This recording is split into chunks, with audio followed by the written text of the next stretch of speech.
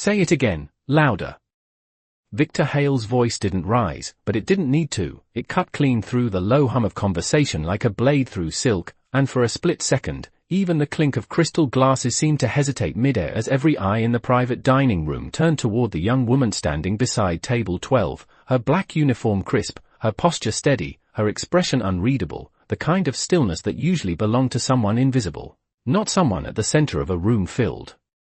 with power. 30 minutes later, that same moment, that same quiet exchange, would unravel a $500 million deal, but right now, no one in that room knew it, not the investors seated beneath the amber glow of custom chandeliers, not the executives scrolling discreetly through market updates on their phones, and certainly not Victor Hale himself, a man who had built an empire by reading people faster than they could read themselves, a man who believed control wasn't taken, it was assumed, worn like the tailored navy suit hugging his broad frame, his cufflinks catching the light with every subtle movement of his hand as he leaned back in his chair, studying her the way one might study a puzzle already believed to be solved. Zara Coleman didn't move, didn't flinch, didn't rush to fill the silence the way most people in her position would have, and that alone made something shift in the air, something small but noticeable, like a hairline crack forming beneath polished glass, because in rooms like this, hesitation was expected from people like her, deference was expected, quick apologies, lowered eyes, but not this, not the calm, deliberate pause that stretched just long enough to make a few of the guests exchange glances they didn't fully understand. The rooftop restaurant overlooked downtown Manhattan, 23 floors above the chaos of traffic and neon lights, a place where deals were signed over aged bourbon and quiet arrogance, where the view alone was worth more than most people's annual salary. And tonight was supposed to be another victory for Victor Hale, another acquisition folded neatly into his expanding portfolio, another headline waiting to happen by morning, but somewhere between the third course and the final round of negotiations, something had shifted, something subtle at first, like the way Zara's eyes didn't drop when he addressed her, like the way she had answered his earlier question not with uncertainty, but with precision, enough to draw a few raised brows from men who rarely looked twice at anyone holding a serving tray. Victor noticed everything, always had, and that was exactly why he decided to push, to test, to expose what he assumed was a fluke, a lucky guess dressed up as confidence, because in his world, there were no accidents, only patterns waiting to be confirmed. And so he set the trap with a casual smile, introducing a complex scenario wrapped in industry jargon, a problem that had stalled entire teams for weeks, presenting it as a simple curiosity while watching her closely, waiting for the hesitation, the stumble, the quiet retreat back into the background where she belonged in his mind. Around them, the room leaned in without meaning to, conversations fading, forks resting against plates, the subtle gravity of power drawing attention to the exchange unfolding at the edge of the table, and still, Zara didn't rush, didn't perform, didn't play into the role he had already written for her. Instead she tilted her head slightly, scanning the document in his hand for less than 5 seconds before lifting her gaze back to him, steady, composed, and when she finally spoke, her voice wasn't loud, but it carried, clear and precise, cutting through the room with a kind of quiet authority that didn't ask for permission to be heard. Do you want the correct answer, or the convenient one? The question didn't just land, it lingered, hanging in the air longer than it should have, long enough for the smile on Victor's face to tighten just a fraction, long enough for the room to realize, without fully understanding why, that something had just shifted, and that whatever came next was not going to go the way anyone expected. Victor Hale did not answer right away, and that alone was enough to shift the balance in a room that had always bent in his direction, because men like him were used to instant control, to immediate responses, to conversations that followed the rhythm they dictated, but this moment had slipped out of rhythm, and everyone felt it even if they could not name it. A faint smile returned to his face, practiced and precise, the kind that had closed deals across continents, and he leaned forward slightly, elbows brushing the edge of the polished walnut table as if reclaiming ground that had never truly been lost. The correct answer, he said smoothly, his tone light, almost amused, as if indulging a curiosity rather than acknowledging a challenge, but the tightness at the corner of his eyes betrayed something else, something sharper, something watching. Zara nodded once, not in submission but in acknowledgement, and reached for the document in his hand, her fingers steady as she adjusted the page just enough to catch the overhead light, revealing lines of numbers and clauses that had already been dissected by teams of analysts, consultants, and attorneys, all of whom had agreed on one thing, that the structure was sound, that the risk was contained, that the opportunity was too valuable to question further, and yet Zara's gaze moved differently, not scanning for confirmation but searching for contradiction. The kind that hides in plain sight when everyone is too certain to look again. Around them, the silence deepened, not uncomfortable yet, but focused, the way a theater quiets just before the turning point of a scene, and one of the investors, a man who had spent 3 decades in private equity, shifted slightly in his seat, his attention no longer on Victor, but on her, because something about the way she held that document suggested she was not guessing, she was recognizing. The model assumes a stable supply chain over the next 18 months, Zara said, her voice even, each word placed with care, not rushed, not hesitant, and a few heads nodded automatically because that assumption had been repeated all evening as if repetition made it stronger, but she did not stop there. She tilted the page slightly and tapped a section near the bottom. But this clause here changes the supplier obligation if transportation costs exceed a fixed threshold. And that threshold is tied to a projection that is already outdated by at least 2 quarters, a pause, not for effect, but for clarity. And then she continued, which means the moment volatility spikes, the cost shifts back to you, not them, and the entire margin you are counting on disappears. The words did not come faster, did not grow louder, but they landed heavier with each sentence, like pieces falling into place that no one had realized were missing. Victor's expression did not collapse, not yet, but it changed, subtly. The way a man adjusts when the ground beneath him feels less certain than it should, and for the first time that evening, he looked down at the document instead of across the table, his eyes tracing the line she had indicated, recalculating in real time, because he understood immediately what she was saying, and more importantly, he understood that she was right. A quiet murmur rippled through the room, not loud enough to break the composure of the setting, but enough to signal that the shift had been recognized, that the invisible line separating observer from participant had just been crossed by someone no one had thought to include, and the investor who had been watching leaned forward now, interest sharpening into intent, because deals like this did not unravel from the outside, they unraveled from within, from details overlooked, from assumptions left unchallenged, from voices dismissed too quickly. Victor lifted his gaze back to Zara, and this time, there was no trace of amusement in it, only calculation, precise and focused, the kind he reserved for moments that mattered. Where did you learn to read contracts like that? He asked, not as a compliment, not as a dismissal, but as a question that carried weight, because it was the first time he had asked her anything without assuming the answer. Zara did not smile, did not step back into the role the room expected her to reclaim. She simply met his gaze and said, by paying attention to the parts people think do not matter, and in that moment, the room understood something Victor Hale was only just beginning to accept, that the person he had tried to reduce to a test had just redefined the terms of the entire conversation. The word settled into the room like a quiet storm, not loud, not explosive, but undeniable, and for the first time that evening, the center of gravity shifted completely away from Victor Hale, not in a dramatic collapse, but in a subtle, irreversible tilt that everyone could feel. The investor who had been leaning forward now reached for his own copy of the document, flipping pages with a precision that came from decades of instinct, his brow tightening as he traced the clause Zara had pointed out, and then another executive followed, then another, until the polished table that had once reflected only confidence now mirrored something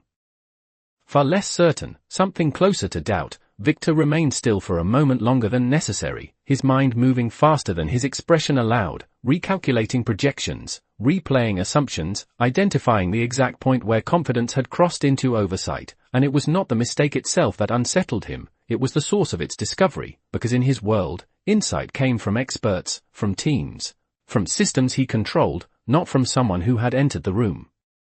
carrying a tray instead of a title. Run the numbers again, he said finally, his voice controlled, directed not at Zara but at his chief analyst seated 2 chairs down, a man who immediately opened his laptop, fingers moving quickly across the keyboard as the glow of the screen reflected in his glasses, pulling up models that had been presented as final just minutes ago, and as he adjusted the variables Zara had described. The shift was immediate, not catastrophic, but significant enough to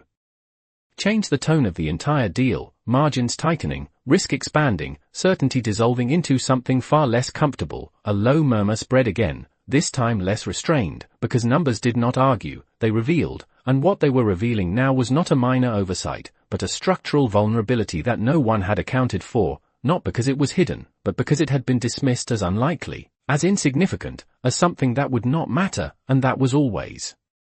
the most dangerous assumption. Victor exhaled slowly, not out of frustration, but out of recognition, the kind that comes when a variable you ignored becomes the variable that defines everything. And when he looked back at Zara, it was no longer with curiosity alone, but with something deeper, something closer to respect, though he would not name it that. Not yet. You caught something an entire team missed, he said, his tone measured, neither conceding nor dismissing, simply stating what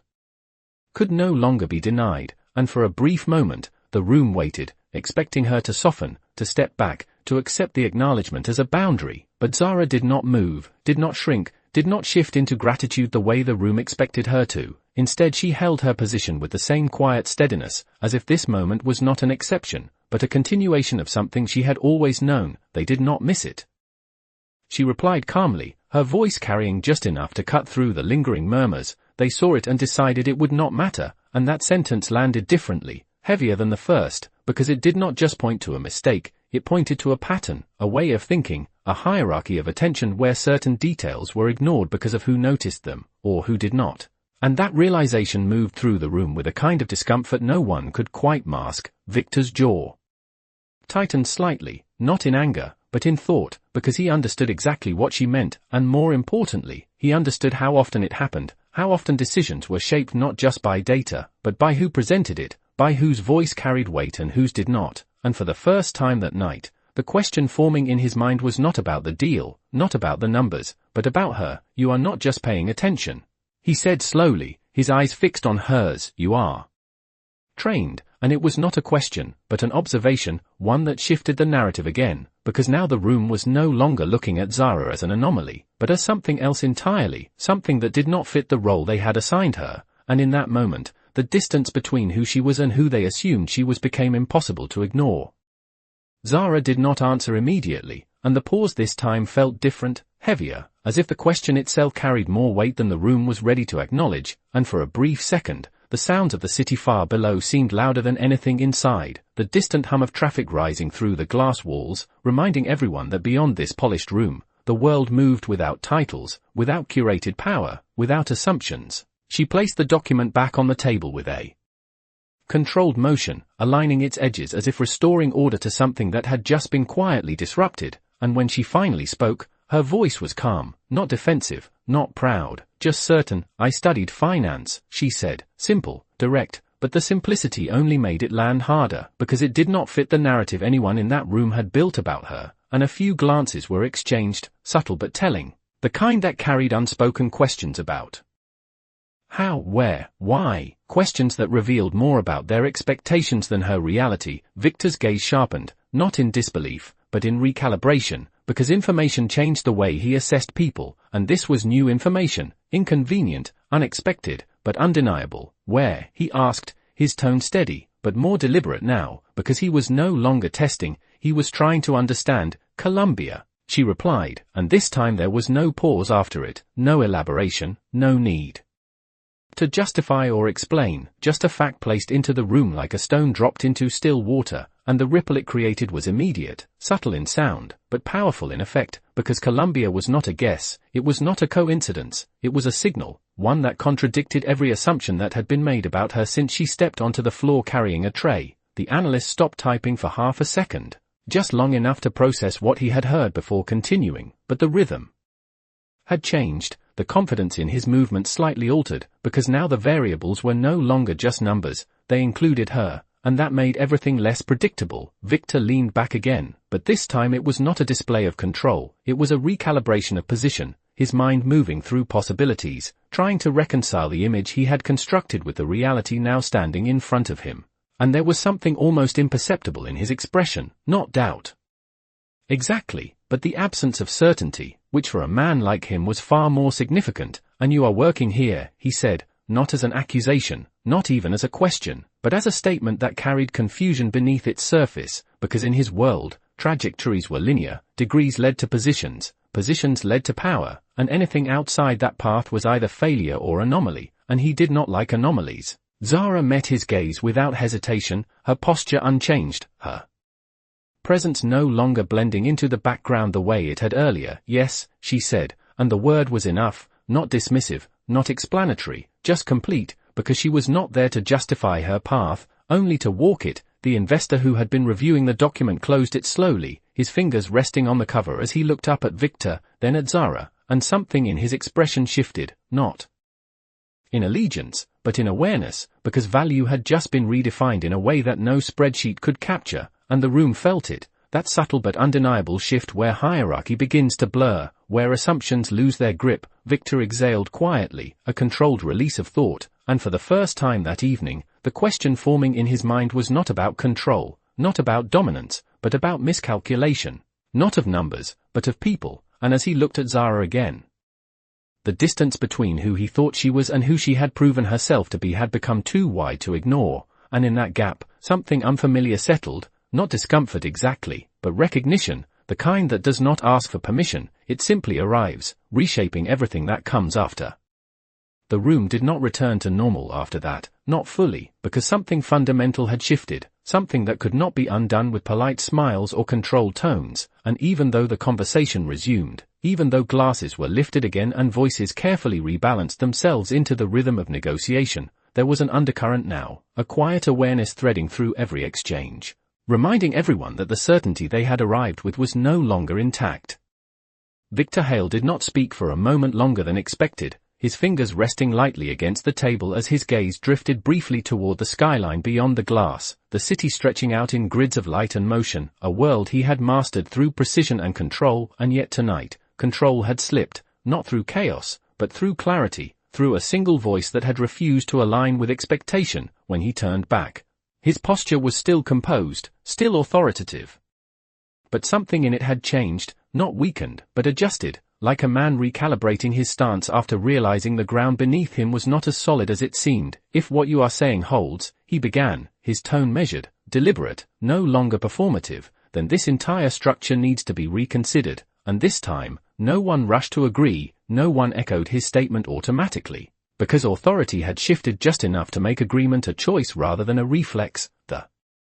investor across from him nodded slowly, not in submission, but in acknowledgement. It does hold, he said, his voice firm, the kind that carried weight not because it demanded it, but because it had earned it over years of quiet decisions. And then he glanced briefly toward Zara, not dismissively, not curiously, but directly, as if recognizing her presence as part of the equation now, not an interruption, but a factor. The analyst closed his laptop halfway, not out of frustration, but out of necessity, because the numbers on the screen no longer represented a finished story. They were now a draft, incomplete, unstable, requiring more than adjustment,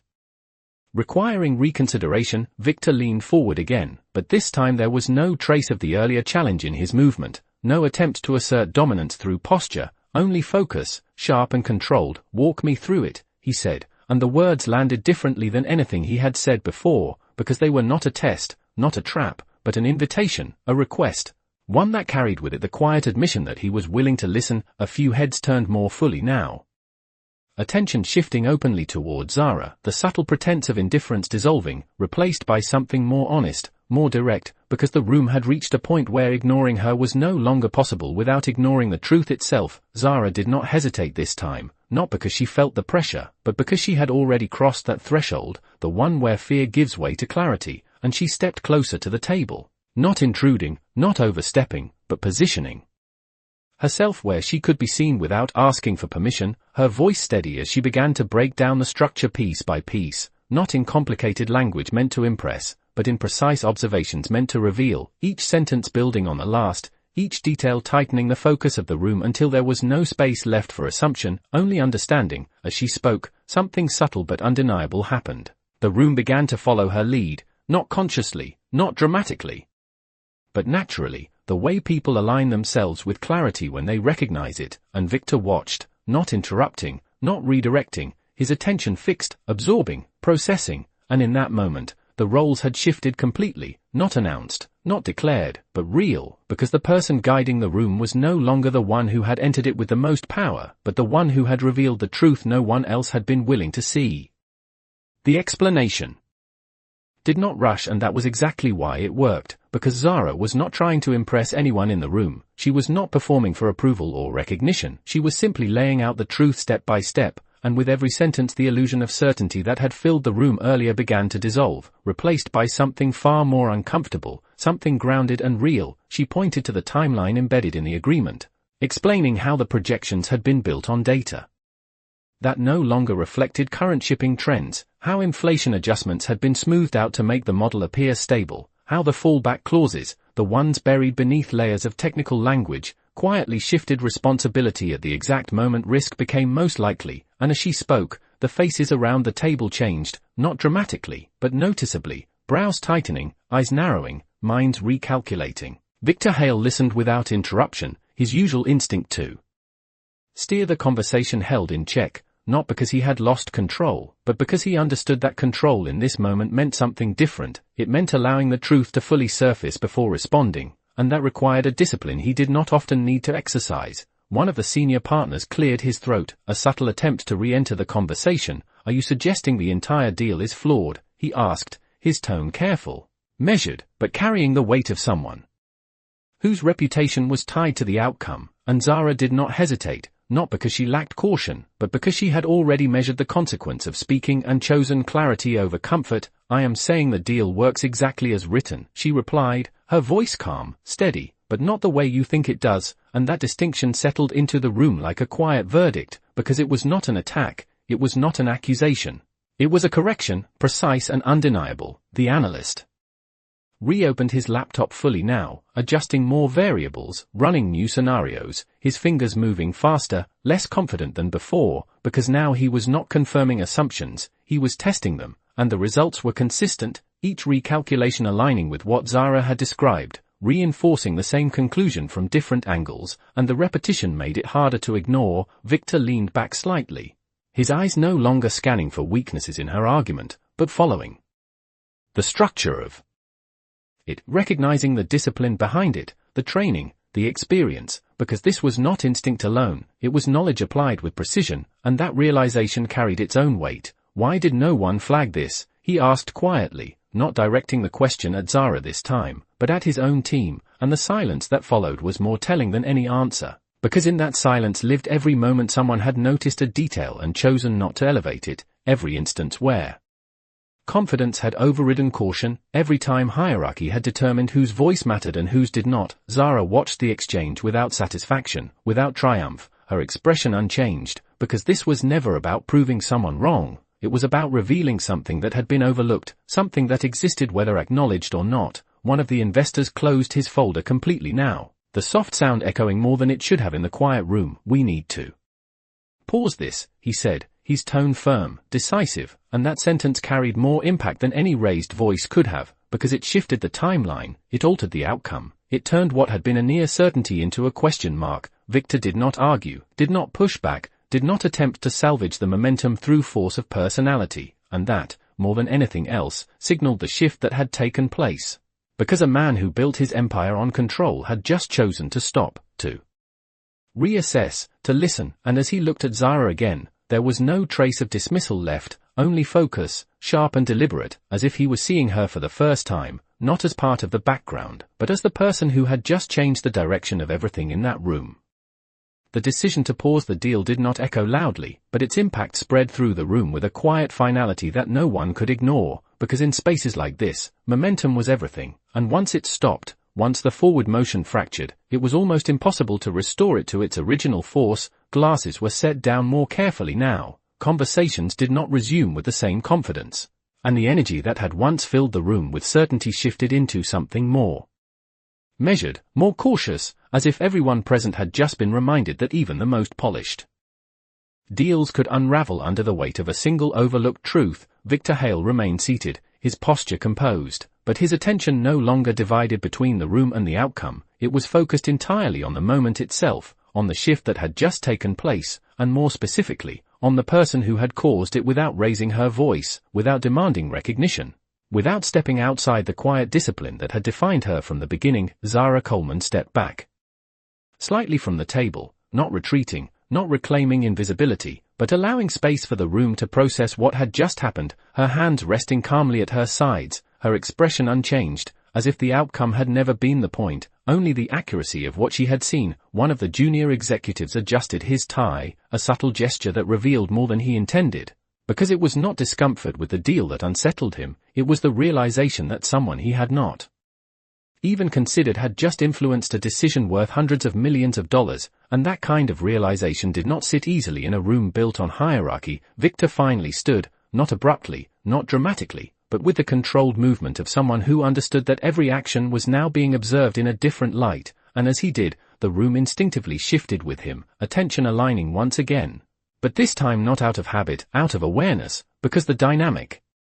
had changed, and everyone knew it. He walked around the table slowly, not pacing, not asserting dominance, but closing the physical distance that had existed between him and Zara, each step deliberate, each second stretching just enough to hold the room in quiet anticipation, until he stopped a few feet away from her, close enough for the conversation to feel direct, but not intrusive. For a brief moment, neither of them spoke. And in that silence, the contrast between them was clear, not in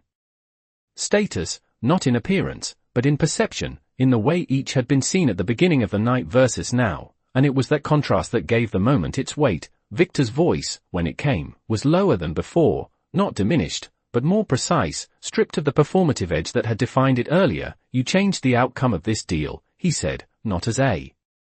challenge, not as a compliment, but as a fact, one that acknowledged the shift without dressing it in anything unnecessary. Zara met his gaze steadily, not stepping forward, not stepping back, her presence grounded in the same quiet confidence that had carried her through every moment so far, and she did not rush to respond, because the truth did not need urgency to hold its weight. Around them, the room remained still, not out of obligation, but because something about the exchange demanded it. Demanded attention, demanded recognition of what had just occurred beyond the numbers and contracts. Victor studied her for a second longer, and there was something new in his expression, not curiosity, not calculation, but a form of respect that had not been offered before, because respect in his world was not given lightly. It was earned, often through force, through results, through undeniable proof, and she had provided that without ever trying to claim it, and you did it without needing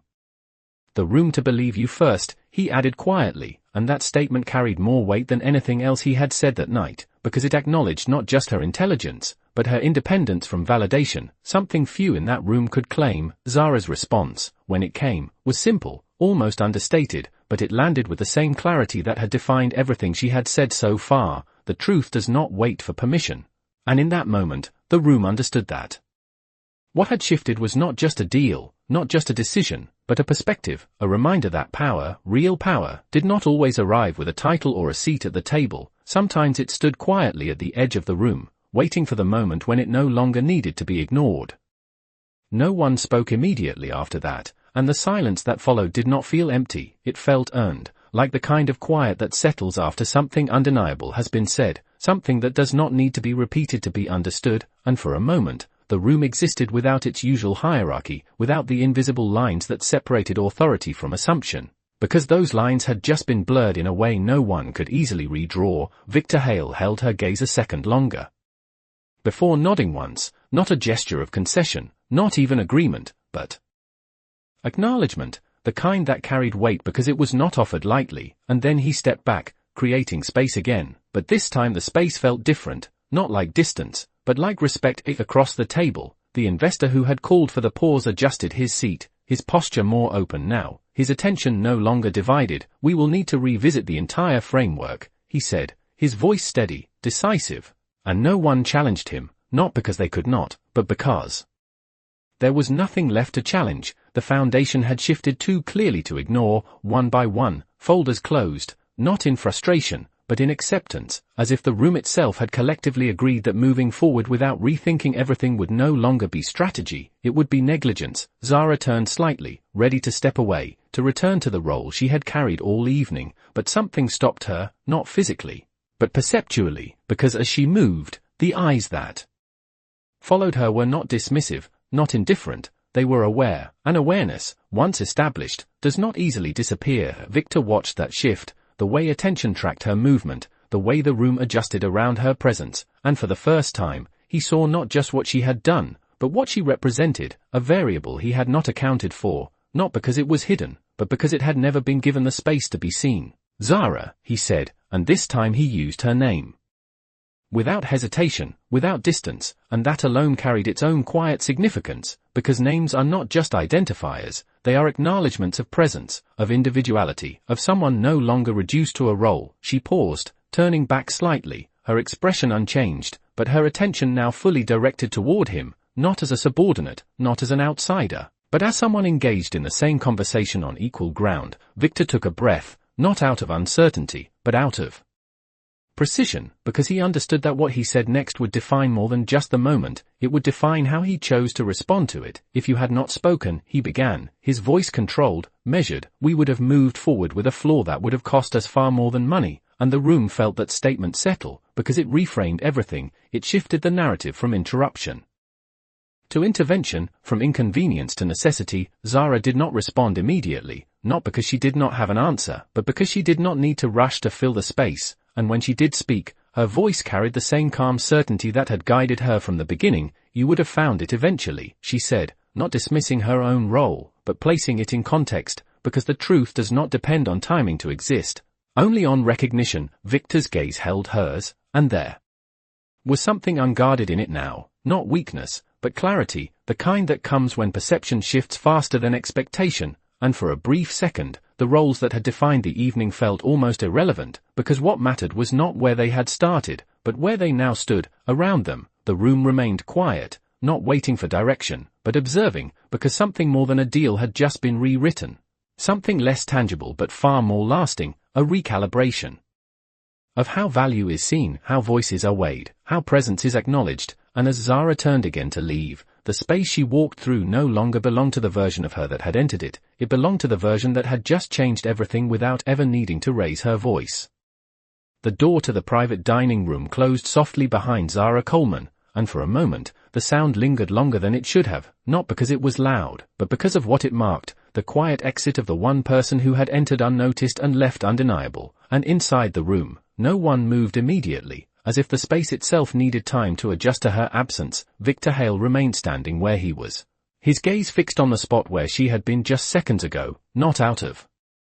distraction, but out of recognition, because what had just happened was not something that could be filed away as an anomaly. It demanded to be understood, to be accounted for, and that meant more than revising numbers or restructuring a deal. It meant revisiting something deeper, something less comfortable. The investor cleared his throat again, this time not to redirect the conversation, but to resume it on new terms. We will reconvene next week, he said, his tone firm, leaving no room for argument. And one by one, the others nodded, gathering their materials with a different kind of care, not the rushed efficiency of a deal closing, but the measured attention of something unfinished. Victor finally turned, his expression composed, but no longer carrying the same certainty it had at the start of the evening, and as he reached for his jacket, his mind was not on the deal that had just been paused, but on the variables he had failed to consider, not in the contract, but in the room, in the way he had assessed value based on position instead of perception, voice instead of insight. Outside, the hallway stretched long and quiet, the polished floor reflecting the soft lighting in clean, uninterrupted lines, and Zara moved through it with the same steady pace she had carried all night, not faster, not slower, her steps measured, her posture unchanged, because nothing about her had shifted, not her confidence, not her clarity, only the way the world had responded to it. She passed other staff members who barely glanced up, conversations continuing, trays moving, the rhythm of service uninterrupted, because for them, nothing had changed, and in that contrast lived the truth of moments like this, that transformation is not always visible to everyone, only to those who were present when it happened. Victor stepped out into the hallway seconds later, his eyes scanning briefly until they found her at the far end, and for the first time that evening, he moved without calculation, without strategy, simply following the instinct to close the distance once more. Zara, he called, his voice carrying just enough to reach her without echoing, and she stopped, turning back with the same calm presence, no surprise, no urgency, just attention. He approached, stopping a few feet away again, the space between them now defined not by hierarchy, but by clarity, and for a moment, he did not speak, not because he did not have words, but because he understood the weight they would carry. I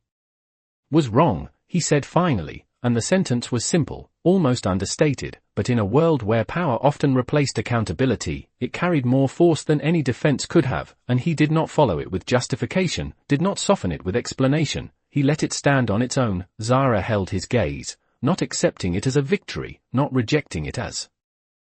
too late, simply acknowledging it for what it was, a shift, a moment of recognition, and that was enough. Victor continued, his voice steady, but quieter now. Not about the deal, he added, about how I saw you, and that distinction mattered, because it moved the conversation beyond numbers, beyond outcomes, into something far more personal, something that could not be recalculated or revised on a spreadsheet. Zara's response came without hesitation, but without emphasis, the same calm truth